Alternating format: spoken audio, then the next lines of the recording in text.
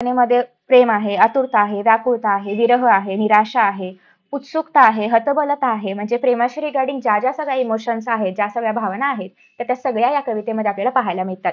सुरुवात करूया आपण कवितेला. दवात आलीस भल्या पहाटी.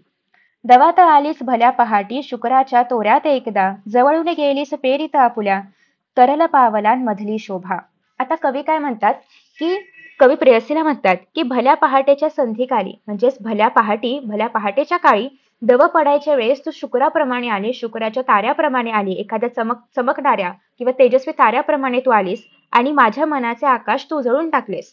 दवात आलीस भल्या पहाटी, शुक्राच्या तोऱ्यात एकदा, तोऱ्यात म्हणजे त्या ऐटीत तू आलीस, शुक्राच्या तोऱ्यात त्याच्या ऐटीत तू आलीस, जवळून गेलीस पेरीत आपुल्या, तरल पावलांमधली शोभा.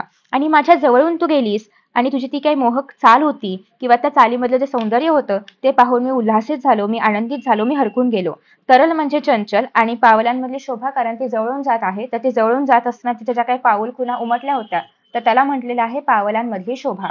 तर अशा पद्धतीने आपल्याला पहिल्या कडव्यामध्ये हे पाहायला मिळते, की कवींची त्यांच्या प्रेयसीशी एक अशी दर्शन झालेलं आहे किंवा जस्ट एक भेट झालेली आहे. ठीक आहे, तर ती भावना कवींनी या कडव्यामध्ये व्यक्त केलेली आहे. अडलीस आणिक पुढे जराशी हसलीस, मागे वळून पाहणे विसरलीस का हिरवे धागे.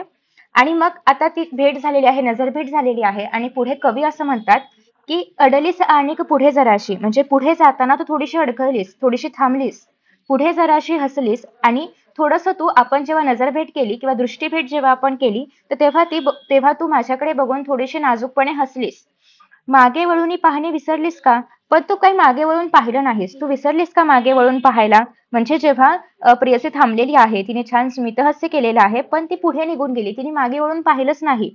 मग पुढे कवी तिला प्रश्न विचारतात, की मागे वळून पाहणी विसरलीस का आणि विसरलीस का हिरवे धागे. म्हणजे तू मागे पण वळून पाहिलं नाहीस, मागे वळून पाहायला विसरलीस का. आणि आपले ते जे हिरवे धागे म्हणजे काय, या ठिकाणी प्रेमाचे बंध किंवा प्रेमाचं नातं अशा पद्धतीने अर्थ घ्यायचा आहे, की आपलं जे काही प्रेमाचं नातं आहे, भावबंध आहे, तो तू विसरलीस का, तू मागे वळून का नाही पाहिलंस, तू सगळं विसरून गेलीस का. तर अशा पद्धतीने कवी अतिशय व्याकुळ होऊन तिला प्रश्न विचारतात, की तू मागे का नाही वळून बघितलं.